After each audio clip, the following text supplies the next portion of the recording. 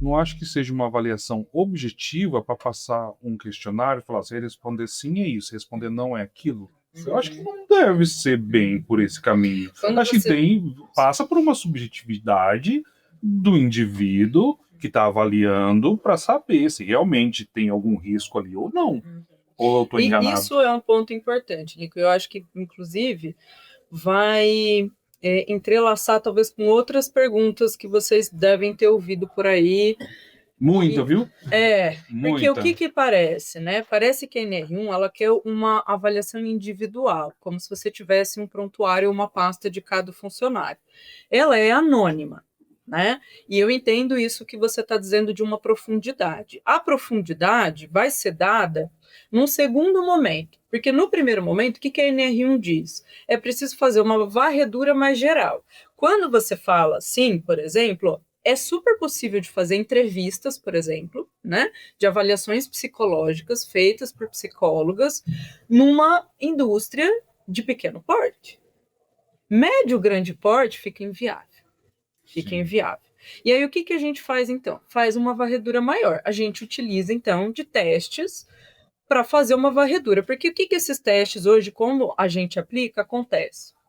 Ele vai dar um panorama geral, então, da empresa, como ela está, né? Tem lá as categorias, então, como é que tá as relações hierárquicas, as relações sociais, como que tá o processo da empresa, tá tendo acúmulo de função, tá tendo desvio, porque tudo isso é adoecimento. Porque o que as pessoas acham? Que o colaborador está adoecendo fora dali. Ele está adoecendo fora dali, ele está chegando com um problema de casa, e isso você pode dar dentro de um programa, por exemplo, de apoio psicológico, você pode fazer parcerias, assim como tem hoje com odontologia, com auriculoterapia, ginástica laboral. Você pode fazer uma parceria, que inclusive o nosso instituto fornece, de encaminhamento para atendimento psicológico. Isso não é NR1. Né? A NR1 eu entendi que tem algo do meu trabalho, da estrutura desse trabalho, que está adoecendo. Então está gerando muita pressão, está gerando ansiedade, algo dessa cultura está gerando uma apatia. A gente avaliou recentemente um grupo, e nesse grupo, o que acontecia? Eles não tinham dificuldade na hierarquia vertical.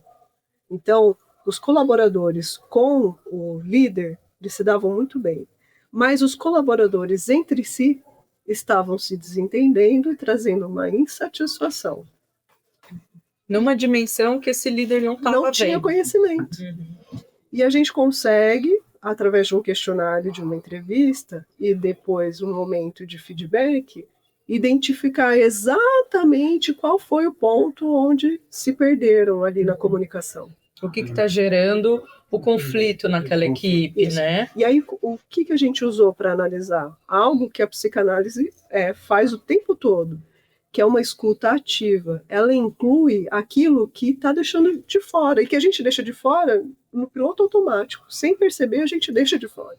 Só que o analista é esse que tem uma escuta apurada, e ele está percebendo, ó, um falou aqui, o outro falou aqui, o dado é esse. Como é que eu incluo isso aqui nessa dinâmica? E isso foi interessantíssimo, porque a liderança falou, opa, como é que eu não percebi que isso estava acontecendo? Né? E aí, ao mesmo tempo que não percebeu, ele foi comentando, agora faz sentido, porque determinada situação teve um desentendimento aqui, né? E passou desapercebido. Cada desfecho tem um porquê, né? Só que o que acontece geralmente? Por que às vezes é preciso alguém de fora também, né? Então vem uma assessoria de fora, por exemplo. Vou trazer um exemplo familiar. Às vezes seu filho vem e se queixa de você. Você fala, ai, tá exagerando. É normal. É normal você ouvir com a tua posição naquele conflito. Não é bem assim. Você, aquilo que a Mariana falou, que a gente inclui o conflito, que geralmente a gente está buscando ignorar o conflito, excluir o conflito, falar, não, isso aqui não é nada demais, deixa para lá. De repente, a hora que você vai ver, é um elefante branco no meio da sala. E tem alguma coisa perturbando e você não sabe dizer muito bem o que, né? Então, nesse aspecto, por exemplo, era uma equipe que a gente conseguiu fazer tanto o teste quanto fazer esse contato mais aproximado de uma entrevista, né? Mas para empresas maiores, médio e grande porte, então o que a gente faz? A gente faz essa varredura geral, que inclusive os empresários também são participantes dessa varredura, né? Porque a perspectiva deles conta muito, até para a gente entender como é que eles estão entendendo essa gestão, essa organização do trabalho, essa manutenção industrial, né? E o que a gente consegue fazer também? A gente consegue fazer uma avaliação setorial.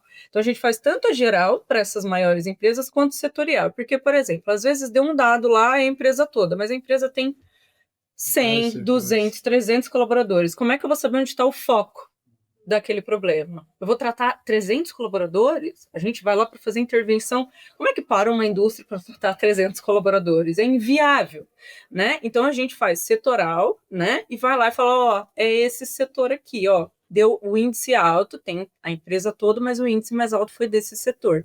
Então, a gente vai começar por esse setor. Né? Então a gente começa a fazer uma ação voltada para aquele setor, e aí vai depender do que é o setor, qual que é o risco psicossocial que se apresentou, né? Então a gente fala até para o João, muitas vezes, inclusive, porque às vezes as pessoas falam, vou ter que colocar o psicólogo aqui dentro. Gente, às vezes dependendo, é outro profissional que vai assumir, e aí eu vou dizer o porquê. Porque se o problema for desvio de função, acúmulo de função, não está claro, é o trabalho do João que entra, é processos. Não, a empresa não está tendo processo. Não, né? Por isso que muitas vezes falam que o resultado é reflexo do dono. Se a ordem de cima para baixo não foi clara e definida, né, vai gerar conflito. Exato, né? E digo mais, isso vai ser um dado, inclusive, para o dono poder ver, porque o problema já está acontecendo. E aí depois ele vai ser responsabilizado num processo judicial, né? E aí ele vai falar, mas eu não estava nem sabendo. Por isso né? que o óbvio precisa ser dito, né? Exato, agora ele está sabendo e ele vai poder cuidar disso, porque não cuidar disso dá prejuízo.